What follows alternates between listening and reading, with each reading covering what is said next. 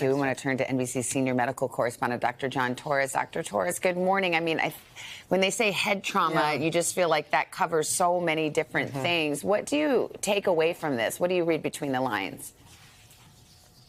And Savannah, you're right. This could cover so many different things. And head trauma can be anything from a simple bump to the head, you accidentally hit the cabinet with your head or something, all the way up to you're in a coma and you're in the intensive care unit. And this is kind of towards the other end of that spectrum, the far end, where it can be a very serious head trauma. It's not uncommon. Happens in about 2% of head trauma cases and around 40,000 cases a year. But what happened here with Bob Saget is very typical of what happens with what we call an epidural hematoma, which is a high-pressure bleeding inside the brain. And typically they can hit their head, like they mentioned, the back of his head he hit the back of his head, and then they have what's called a lucid period. Initially they have a few symptoms, usually headache, maybe vision disturbances, maybe a bit of confusion. Then they have a lucid period that can be minutes or hours where they feel like they're normal, and then they start coming back with these heavy symptoms, and that's when they usually end up having issues like this, and unfortunately in cases like this can die from it, Savannah. Wow, sounds super scary. So if someone does get one of these head traumas, what are some telltale things you should look for to know whether this is something serious or just a bump on the head?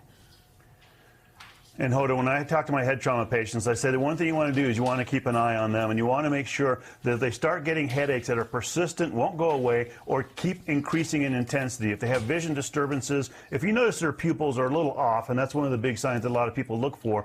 But on top of that, if they start having nausea, vomiting, especially if it's persistent, and that confusion, if it doesn't seem to be clearing up, you want to get checked out. They're probably going to need a CAT scan of their head to make sure there isn't any bleeding inside there, because they can be subtle signs that build up over time and get to the point where they can't really be taken care of. Dr. Torres, I mean, how hard could you hit your head and have it feel like not that big of a deal, like not that hard of a hit, and then still have this kind of outcome?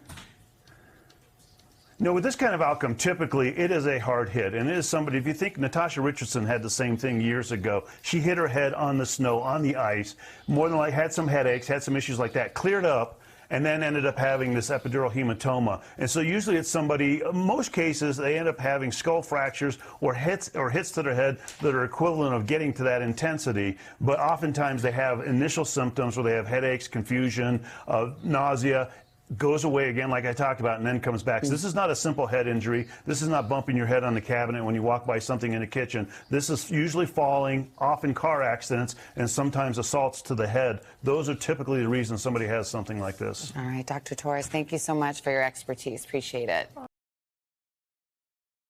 Hey, thanks for watching our YouTube channel. Find your favorite recipes, celebrity interviews, uplifting stories, shop our favorite deals, and so much more with the Today app. Download it now.